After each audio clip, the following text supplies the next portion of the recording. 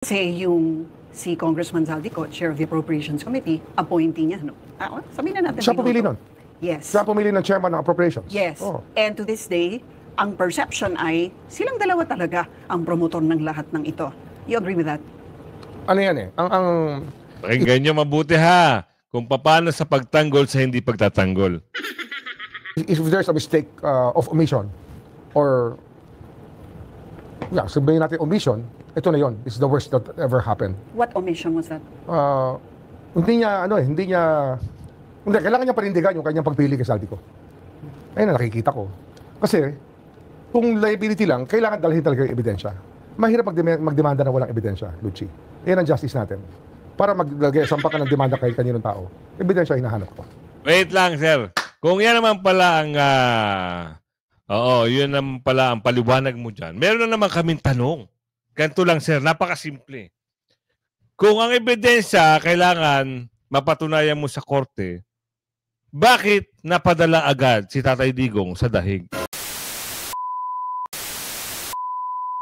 Yes. Magandang hapon muli sa ating mga kasama. Nandito na naman si Kuya Goods nagbabalik. At syempre, kung hindi ka pa nakasubscribe sa ating channel, subscribe na lang po at hit mo na rin yung bell para lagi kang updated sa ating mga video. Klarong-klaro, pagdadivert na naman. Investigasyon sa korupsyon, klarong dinivert sa mga Duterte. O, kita nyo? Ayan ang mga balita ngayon. At ito pa ha, Mike Defensor. Sinagot ang mga pahayag ng Philippine Navy na wala sa kanila si Orly Gutesa. So malalaman natin na mamaya ang kasagutan ni former Congressman Mike Defensor. At ito live kanina sa DPWH sa NPIL sa press conference. Naku, ano kaya yung pwede nating i-komento dyan. At ito naman yung last 10 days na naging viral dahil sa mga sagot. Hindi ko alam kung kayo ho ay magugustuhan nyo pa itong usapin na ito. Kasi naman, ang mga sagot ay hindi ko alam kung maniniwala kayo eh. Mamaya, the impunity of corruption started when the Gung Guzman fell silent. Ano ba talaga? Woo! Pilipinas, bangon. This is one of the greatest leaps forward against. Naku. Ano itong interview ni Miss Corina Sanchez? Handa na ba kayo? Oo. Sabi rito, at maraming comment dito take note kung gaano karami ng judge, abogado, etc. dito sa Pinas. Gandunin karami ang kanilang impresyon sa batas. For me, isa lang naman ang katotohanan na ang bansang ito ay pinaniniwalaan lang kung sino merong kapangyarihan. Yun. Yun yung upuan. Alam niyo ba yung kanta na yun? Ayupo na nakaw. Pero hindi na natin patatagalin. Masyado ka madaldal, Kuya Goods. Ito na, investigasyon. Pagdadivert lang yan sa usapin. At pinatungkol sa mga Duterte. Dapat sila ang managot dito sila Balulong, sila Ko, at yung mga nababanggit nung una ng mga congressman. Ngayon, wala na sa script at wala na sa teleserye. Ano ba ito? Ito ay sagot na isang abogado at isang dating former 1st District Representative ng Negros Oriental. Sino ito? Pasok. Can you imagine yung si Gutesa, klarong-klaro yung testimony ni Gutesa. Ngayon, i-questionin daw yung notary public. How can you question the notary public? Nung kinalaman ng notary public, nag-oath na si Gutesa. He took his oath to testify. Valid niya yung testimony niya kasi nag-oath sa Senate. So whatever he said in the Senate, tungkol doon sa mga bags na diniliver, lalo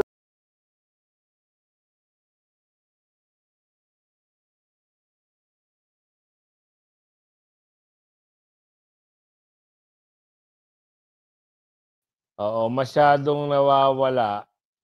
Pag medyo maselan yung screen natin ngayon. Ibalik natin sa umpisa. Nawala kasi. Klarong-klaro daw na nag-oath na si Gutesa. He took his oath to testify. Valid niya yung testimony niya kasi nag-oath sa Senate. Mm. So whatever he said in the Senate, tungkol doon sa mga bags na diniliver, lalo na doon sa Aguado, it's already an evidence. Diba? So, talagang, tapos ito, kunyari, ayaw na si Lacson kasi nahuli yung kanyang mga maniobra or something like that. May yung division niya. Kaya there was really to subvert the Blue Ribbon investigation. Yun ang nakikita ko in my personal point of view. So malinaw na may cover up dito, sir. Yun! Yeah. At in fact ngayon, klarong-klaro na dinidivert na nila yung issue sa Duterte. They're trying to bring it, kagaya nito, inutusan ng, I'm sure Malacanang has something to do with the filing of cases of Trillanes. Mm. I'm sure ito lahat ng mga trolls that are pinpointing to Inday Sara na yung 125 million kailangan na maimbestigahan and so on and so forth ng ombudsman. Yun nga yung minamadili nila Attorney Jing Oo. Di ba sabi ngo nung ombudsman na nung nakaraan, mamadaliin nila yung investigasyon dyan sa confidential fund ni BP Sara. Noong pagkaupo umatake kagad ng tigre. Tigre ba o kuting? Umatake ang mama na nagpahayag siya na dapat madaliin. Bakit hindi nyo madaliin yung taong nagnakaw sa kaban ng bayan at yung mga kasabwat niya doon sa mali-malitang pera at doon sa mga dumurobo sa flood control? Dapat yun ang madaliin nyo kasi maraming naapektuhan tao at pamilya. Lalong-lalo na ng mga pagbaha. At ngayon, December, kasalukuyan na namang nagkakaroon ng mga bagyo-bagyo. Sorry December, November Basaber, papasok ang bagyo Yun, sana kayo tumuon sa mga ganung usapin. Pero hindi. Nadadivert na naman. Pati naman talaga si Tatay Digong doon, na hindi nila tinatantanan, nagpapunta pa sila ng asong tahol ng tahol. At ito na naman, meron na naman. Nag-file ng kaso, kinasuhan ng plunder case, sinama na naman nila si Tatay Digong. Naknantipaklong naman. Ang galing mo talaga, aw-aw. Iba ka talaga. Magkano kaya? Kalahating maleta ba ang binigay sa'yo? At umaatake ka na naman? Nung kasagsagan na alam mo na mayroong mga pagnanakaw, tahimik ka lang. Para kang si Mark. Tahimik lang. Ngayon, nag-iingay ka, nangangalampag ka. Bakit? Bakit? What is behind the scene? Galing mo mag-English, Kuya Goods. Anong meron? Nakatanggap ka na ba? Mukhang agresibo ka sa pagpapile ng kaso Di ba? Tuloy. They're now diverting all the issues to the Duterte. Para mawala yung pressure for the final on the issue of who is the mastermind of the biggest corruption in the country today. Which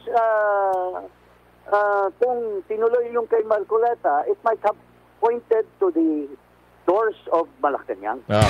Tama nga naman. Kung tinuloy yung kay Senador Marcoleta, matutukoy na kung sino yung durobo, magnanakaw, kung ano pwede nyo itawag sa kanila, tawag nyo sa kanila. Sir, hindi po ba kayo nagtataka na parang tila nag-iba yung storya pagkatapos na pumasok po itong ICI kumpara doon sa Senate Blue Ribbon Committee na pinamunuan noon ni Senator Rodante Marcoleta, sir? Well, nung kay Marcoleta pa, very transparent. Tama. Talagang inuumpisahan. Pero nung dahan-dahan na nabibisto, naglabas sila ng mga pangalan ng congressmen, sinabi ni Vizcaya, biglang nagiging desperate. At I will not deny the fact that nakialam si Marcos doon sa pagpalit ng Senate presidency. I suppose pinausap niya yung mga Villar at siguro si Cayetano, kinausap din niya na In the last election, tumulong ako sa iyo na manalo kang senador. Gumastos ang administration para sa iyo. So maybe they were able to convince Cayetano and De Villars to support Soto.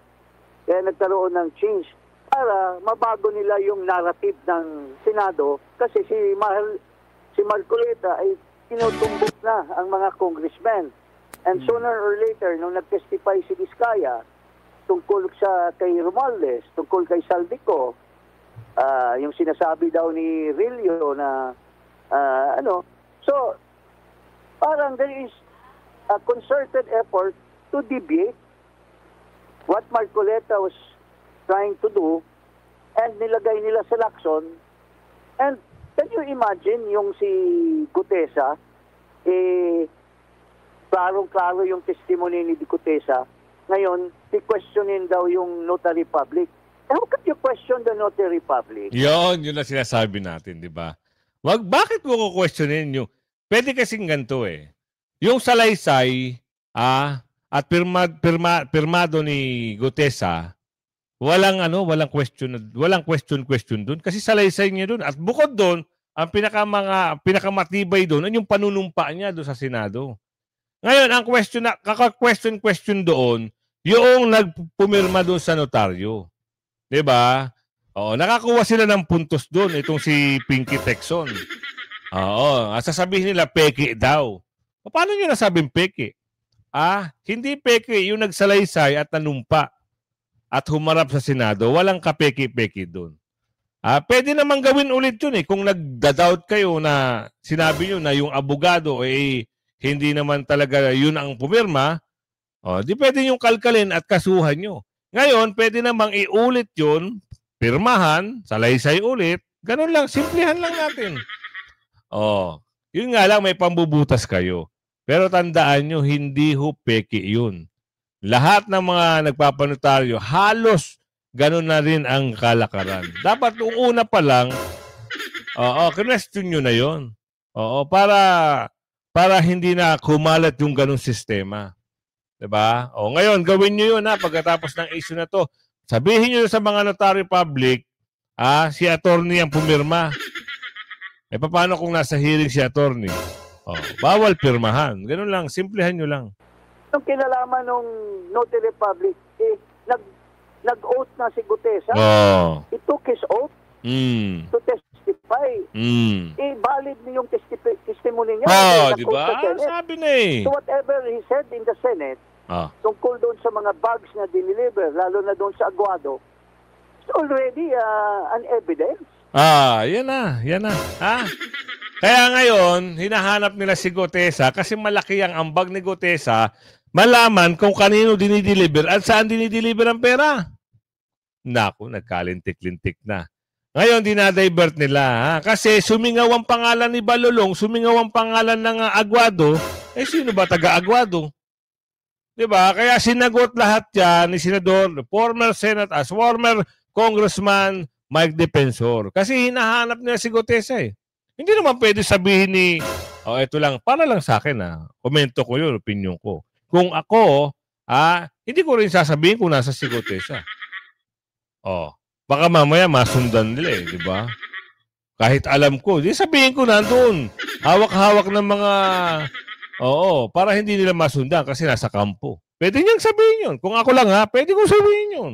Pero hindi ko sasabihin hanggat wala pang witness, wala pang WPP o Witness Protection Program. Si Gutesa. Kasi, pwede na lang, kita nyo, nabalita nga, di ba? Buti na lang nahuli yung gustong maging, gustong tumegay sa kanya. Buti nahuli. Kaya, former congressman, sagutin mo. Dahil, doon sa mga una ninyong panayam sa media, nabanggit nyo po na nasa kamay ng mga Marine itong si Orly Gutesa. Pero may paglilinaw po sa panayam din sa Philippine Navy kung saan under itong Philippine Marine Corps at sinasabi nila na wala daw sa kanilang kustodiya po, Kong Mike. Well, actually, Admar, sa unat sa lahat, ako'y, syempre, respeto natin kung ano man yung mga binanggit ng ating Philippine Navy at kung meron mang nanggaling napayag mula sa Philippine Marines. Kasi, syempre, alam mo, medyo siguro, no? Hindi rin naman maganda dahil medyo mapolitika itong usapin na to. Maraming mga anggulo na lumalabas, maraming patikusan. And, yeah, of course, as an institution, talaga namang dapat hindi sila ma-involve. Ako lang naman, ang binanggit ko, ito yung impormasyong aking natatanggap. Ito yung informasyon na nare-relay sa akin. Dahil wala din naman akong direct contact kay Sergeant Gutesa. Bagamat ganon, sa akin naman palagay, hindi naman ito usapin ng bring me, di ba? Yung sa party, di ba? Bring me this, bring me that. Tama. Ang akin is, may sinabi si Sergeant Gutesa, kung batay doon, nakikita lang may kahalagahan at dapat pang imbestigahan, sa akin palagay, dapat yun ang tingnan nila. At kung meron man kailangan na paglilinaw pa si Sergeant Gutesa, unay silang patawag, ako, ang aking paniwala, nandiyan naman doon sa kanyang affidavit, yung kanyang lisensya, na doon yung kanyang address, siguro magandang ipadala doon at doon din sa Philippine Marines. Kung sakali man, bagamat hindi maaaring wala sa kustodya nila, pero naniniwala naman ako na maaari nilang matunton.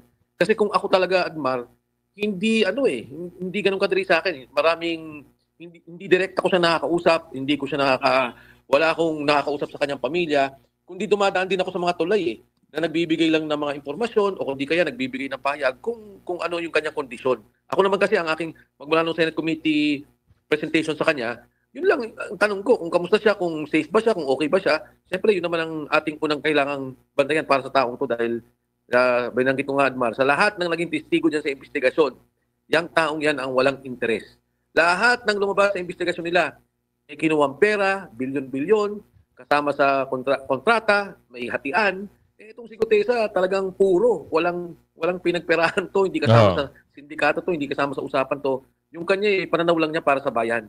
Na nakikita niya, ito pala yung pera na dapat sa flood control, ito pala yung pera na sinasabi sa korupsyon, na nagugulat sila dahil napakalaking halaga ang nakikita nila sa bawat panahon. Opo. Kung sa huling impormasyon na nakuha nyo po, ligtas po itong si Gutesa kasi meron ka rin nabanggit sa panayam na merong tumawag sa iyo na media na parang tinambangan o pinagbabaril ba? Ano ba yung kwento noon na Kong at yung latest information mo about sa kalagayan ni Gutesa? Yes, actually, Edmar, tama yun. May tumawag na kaibigan sa media at nung binanggit yun, nagulat din ako. Ang una kong tanong is, ano yung source? Nung nabanggit na medyo talagang credible yung source. Ibig sabihin, hindi naman kwento-kwento lang at meron din namang, kumbaga, na posisyon. Nung mabanggit sa akin yun, sinubukan kong tumulay ulit. At pinatanong ko kung kamusta ba siya, anong nangyari, anong sitwasyon, nakabalik nga sa akin, hindi, anong oras di ba? Bago makarating yung informasyon at binanggit nga, na siya naman daw, meron ngang umaaligid at nasa kote ng Marines, pero hindi ko alam kung ano yung detalye, hindi ko rin alam kung ano yung intent, pero ang importante sa akin doon, walang nangyari sa kanya. Yun ang very good doon. Kaya mahirap din magbigay ng impormasyon, kahit sino naman.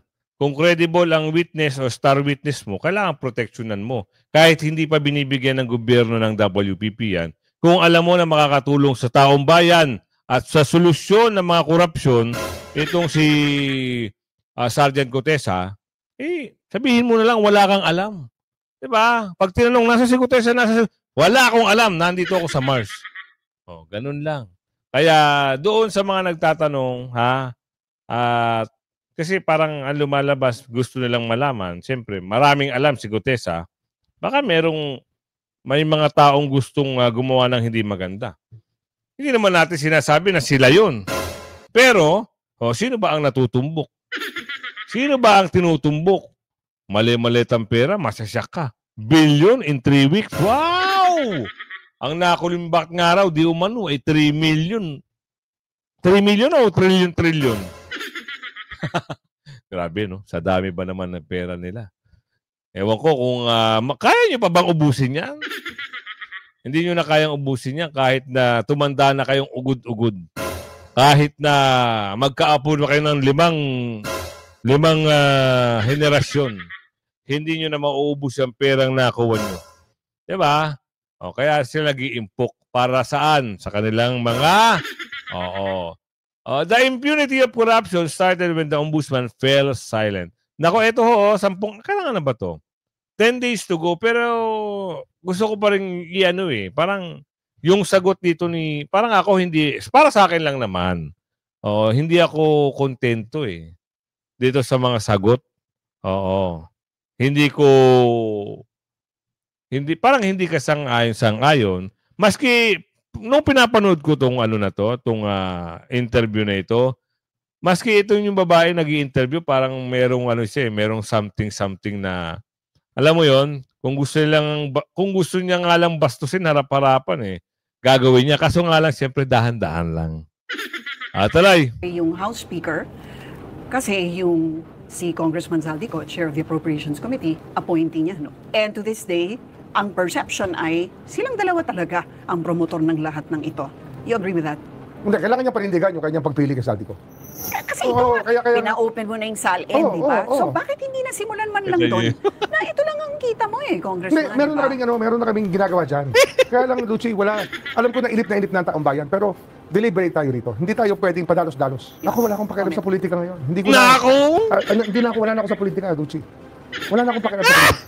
The impunity of corruption Diba yung babae? when Parang hindi naniniwala si Madam parang gumano siya tuloy. Kaya nakakatawa mga kasama. Kasi, siyempre, alam nyo naman na parang interviewin ka, pero akala mo kakampi sa'yo. Pero, dito makikita mo kung ano yung reaction na nag-i-interview. the ombudsman fell silent. Isang dahilan niya kung ba't ginusto ko nang pumunta rito. Nung ako yung sekretary pa, nakaramdam din ako na mayroon pa rin gustong makialam sa mga bagay na hindi dapat pinakikialaman.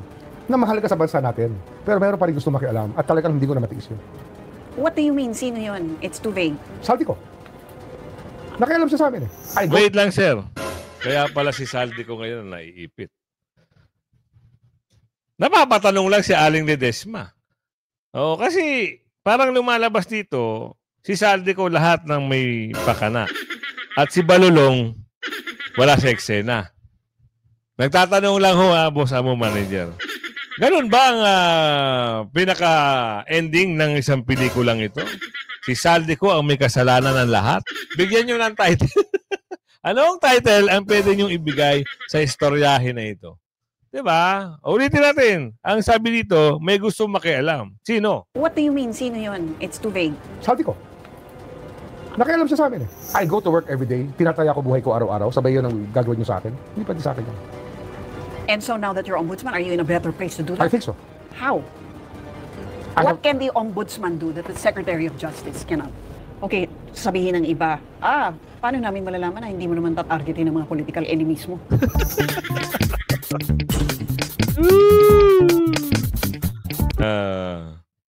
At isang tao kung saan nakaatang ang pag-asa nating lahat na maresolba at mabigyang hustisya itong nangyayaring napakalawak na katiwalian ngayon. Hindi lang sa flood control projects, pero sa lahat ng uri ng corruption. Totoo sa yan, te. Tatanong lang totoo ba yung intro mo na yan? gobyerno. Yan ay ang ombudsman. At ang talaga lamang na ombudsman natin ngayon, ang dating Secretary of Justice, ay sabihin na natin mahusay. Sabihin na natin parang ano si ate, confusing. Ate nagtatanong lang kami at nagre-reaction na yan. Kontrobersyal. Kaya gusto natin siyang makausap kung papaano niyang haharapin ang napakalaking hamon na ito. Walang iba kundi ang Ombudsman Jesus Crispin Boying Remulla. Welcome, Ombudsman. Salamat, Lucy. First of all, alam mo, hindi natalakay sa mga balita yung nangyari na physical challenge mo, yung health challenge mo. Ano ba nangyari sa'yo nun? Noong 2023, na-diagnose ako sa puso na kailangan ko ng bypass. So, nagpa-opera ako. Nagkaroon ako ng quintuple bypass. Grabe, 5. Open heart. At nung pagaling na ako, ay na-diagnose naman ako ng cancer. Leukemia. Wow. Cancer ng dugo. Wow. At dito ginamot rin ako. Ako'y sa ilalim ng treatment, cancer treatment sa doktor, dito sa St. Luke's BGC, Global. Anong klaseng treatment ba? Ano yan? Chemotherapy, 2 cycle, tapos total body irrigation. Irradiation. Tapos yung tinatawag na bone marrow transplant. Oh, wow. Ang bone marrow transplant, pag wala ka ng white blood cells, lalagyan ka ng stem cell ng donor para magkaroon ka ng bagong bone marrow. Para palitan yung bone marrow. Yun ang pinaka-factory ng dugo. Kaya ang dugo ko ngayon ay hindi na yung dati kong dugo. Ito yung dugo na galing sa aking anak. Oh, so yung anak mo yun. Anak ko, full match kami. Buti Kaya na lang. naka-recover ako at mukhang maganda naman ang prognosis. Oo, you look good. Thank you. Actually. Ah. Oh, ano ba mga symptoms mo noon na Ngayon, nahihilo, medyo matamlay, tapos nagdudugo ilong ko doon. nosebleed? Lagi nagdo-nosebleed, tapos ay tumigil. Kasi nga, ang dugo ko pala may problema na. Talaga. Did you at any time think that you were being called by the Lord? I refuse to think of it that way. Kasi nga, ang tingin ko lang, tomorrow is another day. Get through the night. Mapalipas mo lang ang gabi, pagising mo sa umaga, isang araw na naman yon nabigay sa'yo. Yeah, diretso lang. Just live by the day. But did you ever think at that moment that you had a role to play, that you had not been playing to the best that you could? Hindi naman, wala naman. Siguro meron talaga sa akin na marahil may iba pa akong gagawin sa mundo. Kaya tuloy-tuloy ang aking paggaling. Pero maraming hamon. Pagkatapos ng lifetime treatment, meron pa rin mga problema. Yeah. Pero hindi, tuloy-tuloy lang. Tuloy-tuloy lang. Siguro meron pa ako ibang gagawin, kaya gano'n. Obvious ba? Ito na nga, mukhang ito na ang gagawin mo. Mabigat to, ha? Mabigat to. How are you viewing it? It's a day to think. Dapat ito araw-araw papasok ka at haharapin mo yung mga problema. Araw-araw gagawa ka ng desisyon at araw-araw maglalagyan mo ng direksyon ang pag-resolve ng mga issue na nasa harap mo. Ganoon lang yun. Yung pagpasok mo sa araw-araw, that's half the victory already. You show up and something will be done. Yun ang philosophy ko talaga nung araw pa. What's the other half? Ganado akong pumasok na nung araw pa, kahit nung high school pa kami. Ganado akong pumasok dahil nga meron talaga mangyayari. Yun ang ating iniisip. Ano yung other half? Yeah. Yung pagtsatsaga mo na lang, tsatsagain mo lahat ng problema. Aalamin mo ang detalye, aalamin mo yung direksyon, at gagawa ka ng desisyon. Okay, how much of what you do is influenced by the politics? Kasi, alam mo, ang tingin sa'yo ng marami ngayon, you're a political appointment. More than anything else, you were, the perception at least, is that you were appointed by the president to provide cover for him and for those close to him. I think na naman yan. It's a natural way to think for the political enemies or those who doubt the sincerity of the president. Pero ang tingin ko naman, nilagay niya ako dito kasi nakita niya yung problema. Alam niya yung aking kapasidad na ayusin ang mga problema ng bayan. Actually, marami nga nagsasabi na, mahusay ka. There's no question about it. At nakita ng lahat yung kahusayan mo kasi you were even, nanguna ka nga sa closure ng ABS-CBN, which nobody thought would ever happen. But you spearheaded it, Ombudsman Boying. But now, you're on the other side of the fence, which is also why people tend to think na may pagka-chameleon ka politically. I wouldn't agree with the fact, with your statement that I was on the other side of the fence. I've always been a nationalist, and pure and simple nationalist. I think that's the way to describe what I believe in, what I think, my love for country. I think that's the most important. So being a chameleon has always been my way of life. And that's even in my write-up in the Blue Book when we graduated from high school. Really? I was already described as a chameleon. Ganun na talaga. By whom? By the person who wrote the simple paragraph about me to describe me. So, ganun ka na kahit in high school. Ano kasi ako flexible ako. I can Kaya naman pala.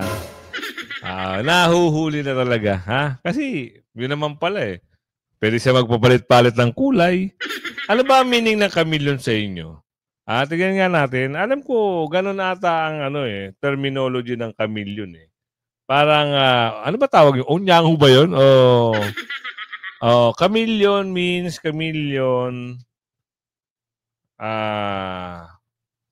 parang ano siya eh. Oo nga, ayun nga. Nagpapalit-palit ng kulay. Chameleon are this destructive and highly specialized clade of old world lizard with 200 species. Oo. Chameleon ay meaning this is a lucky and surprising fact.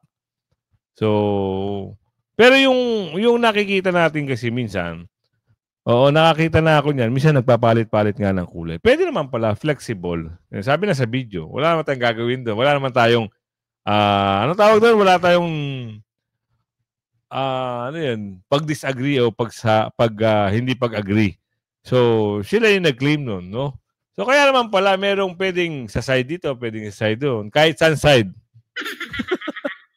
I can be the basketball player, I can be the class president, I can be diba? the playwright or the songwriter. I can be anything. Sure, you I can. know. If I put my believe heart that. to it, I do it, yeah. The problem is people tend to think nga that for chameleons, they go where it's convenient and they go where their interests will go with them. Well, hindi naman. Ang sa akin lang kasi is the flexibility given to me the talents that I possess or the training that I got. Just put me in this role that I can put to use most of the training I got in my life. Bale, ang sinasabi ko dito, parang napaghandaan ko itong trabahong ito. Iyon, Secretary sabi of ni, Justice, hanggang sabi ni dito. Sir, ha?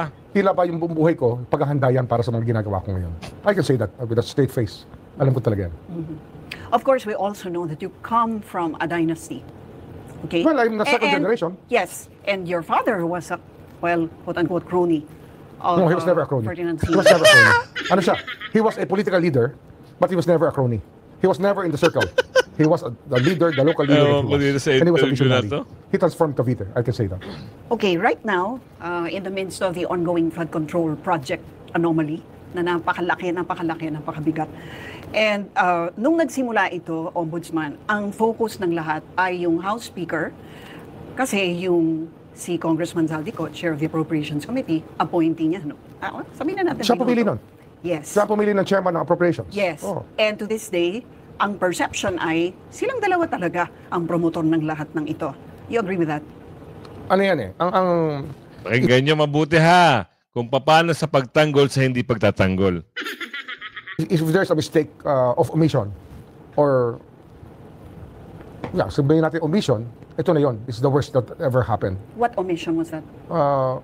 Hindi kailangan niya panindigan yung kanyang pagpili kay Saldico. Ayun na nakikita ko. Kasi, kung liability lang, kailangan dalhin talaga yung ebidensya. Mahirap magdemanda na walang ebidensya, Lucci. Yan ang justice natin. Para sampa ka ng demanda kay kaninong tao, ebidensya hinahanap ko. Wait lang, sir. Kung yan naman pala ang... yun naman pala ang paliwanag mo dyan. Meron na naman kaming tanong. Ganito lang, sir. Napakasimple. Kung ang ebidensya kailangan mapatunayan mo sa korte, bakit napadala agad si Tatay Digong sa dahig? Nagtatanong lang ho kami, ha?